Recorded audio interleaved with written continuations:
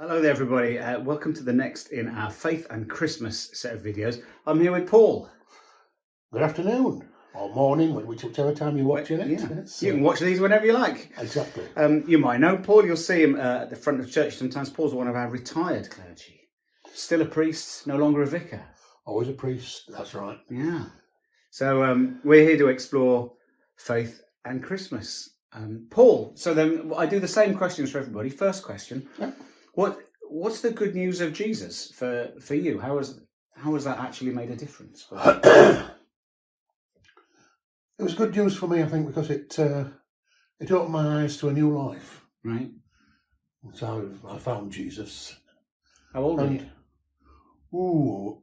Early 30s. Okay. Early 30s. It was a bit of a train, supersonic ride, actually. Yeah. I found Jesus, started going to church, was confirmed. Then a couple of years later, started going to the cathedral for the first training course. At which time the canon discerned my vocation and moved you towards. It just tumbled on from there. Yeah. You want to be careful going to church. Oh yeah. It can catch. But it's quite a profound impact very quickly. But it's made a difference in your life. Faith and belief in Jesus? A huge difference, yes. Yeah. Yes, it's not something you do, it's something you are, right. I think, is being a Christian and knowing Jesus.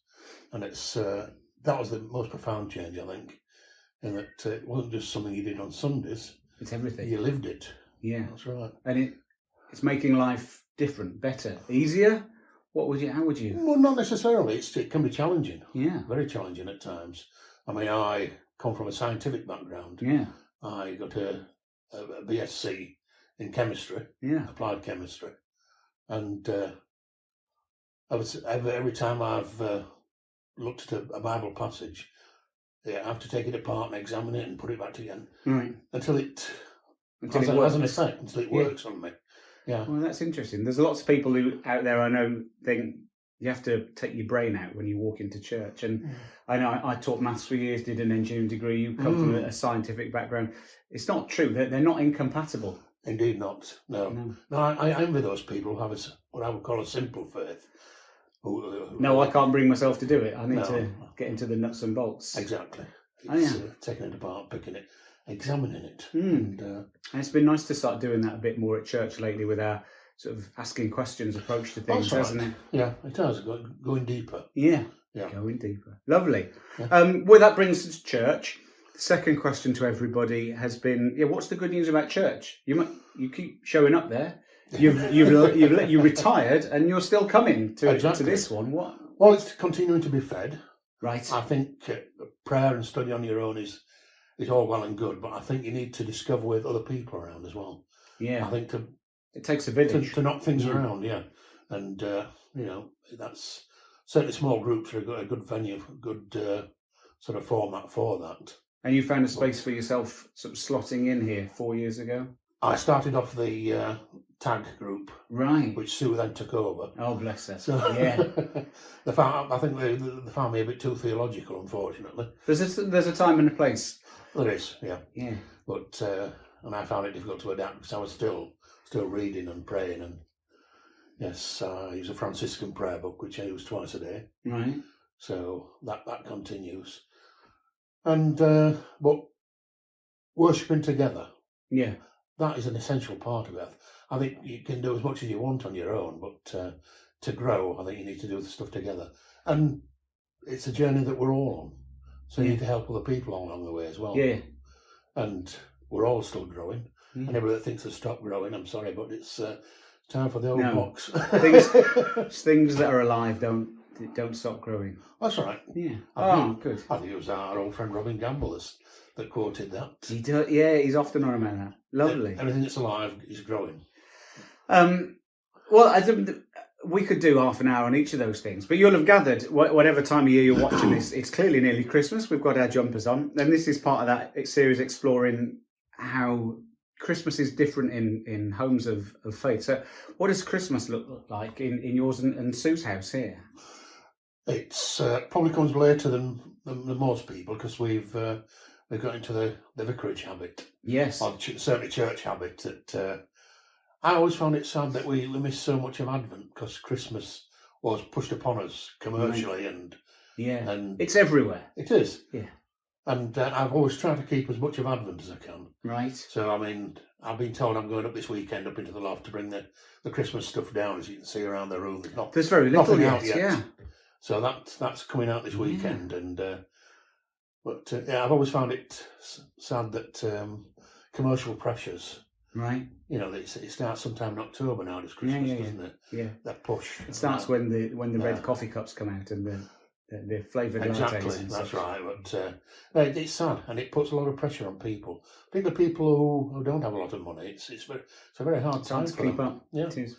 It's Okay. So Christmas, when it comes, will be a bit later. And what will it consist of here? Hopefully by that stage I've got most of the commercial stuff out the way. The presents bought, the cards sent, so I can focus on the spiritual.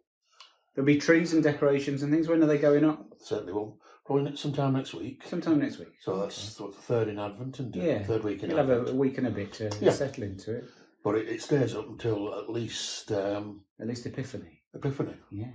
But if we'd have been living a few hundred years ago, it stayed up till 2nd of February, till Candlemas. Oh, of course, yeah.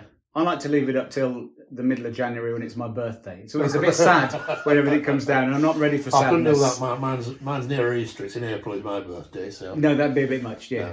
Okay. So Christmas, there'll be some decoration. There'll be a focus on spirituality, but it'd be very different for you now than it was. Because 4 years ago, indeed, you were in a vicarage. Barely time to breathe. Yeah. In a vicarage. But I think I once counted 24 services in a week. That's more than we're doing here. If we're all honest, you can look at our website. I did have 2 churches, and I was the part-time hospice chaplain as well. And I had quite a few organisations in my parish, so they all wanted their own carol service. And so, I think the most I counted was 24 in a week. That's a lot. So, as you can imagine, by the time it gets to Christmas Day, I've had Christmas. I've had enough of Christmas. Yeah. And that's certainly changed in that I can relax into it now. Yeah, that must be nice. Go a bit deeper, I think. Yeah. Which bits will you be coming to at church? What feeds you? Christmas Eve carol service in the evening. I'll probably be singing at that anyway. That'd be lovely, wouldn't it? Yes. 9 lessons one this people year. keep nudging me, say, you've got a voice, use it. Which, I mean, I sing at another choir anyway, so we're singing at Wakefield Cathedral this year. We sang at Selby Abbey last year. Yes. And we've actually sang at St Mark's Basilica in Venice as well. Lovely. So it's quite a good choir. And it's nice to bring some of your faith into exactly, that. Yeah. As you say, it's got a voice, use it to praise God. Lovely. That's, so there'll be that. I mean, getting nearer Christmas, we're actually going over to our daughters for Christmas Day, Christmas dinner. Lovely. So I've got 3 children, so they share it out. So we only do it once every 4 years. Okay. But it's nice to be able to spend a bit of time with the family and not have to worry about any of those 24 services. And now certainly with 4 grandchildren now, and I know a lot of people say Christmas is for children, isn't it? Well, it is, but it's for families. It's for everyone in the family. It's for families, yeah. And to be able to get together as a family, that's wonderful. Lovely. And probably a bit too much to drink, but yeah. That's my Christmas. That's your Christmas. Yeah. So a mix of worship and faith and indeed finding a bit of space and quiet, perhaps at a slower pace. Yeah. Than it used to be in the vicarage. Oh. Yeah. Lovely. So, yeah. I look forward. Not that I'm ready to retire. I'm not going anywhere yet, but no.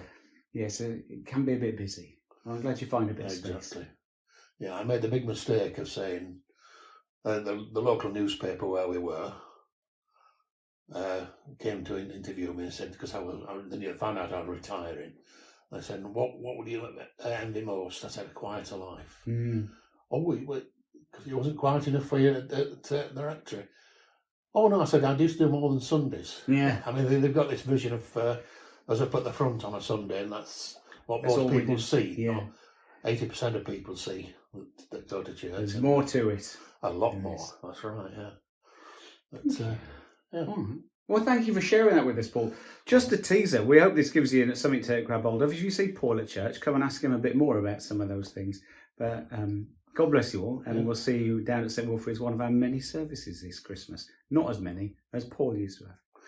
Great stuff. Have a happy and holy Christmas, and hopefully a blessed New Year. God bless.